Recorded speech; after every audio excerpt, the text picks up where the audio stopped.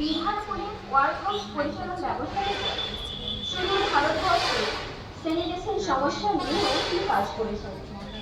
মূলত তিনি যেটা বোঝাতে চেয়েছিলেন প্রতিকার নয়, প্রতিরোধের কথা। নারীদের ভোটদানের অধিকার, সকলের জন্য স্বাস্থ্য, এগুলি ছিল ফ্লোরেন্সের অন্যতম সমাজ মুক্তির আন্দোলন। তাই আধুনিক নার্সিং ও চিকিৎসা বিজ্ঞান তার বিকাশ থেকেই সামাজিক দায়বদ্ধতা ও মূল্যবোধের ভিত্তিতে একটি মানবিক মহান ব্যক্তি হিসেবে গড়ে উঠেছে।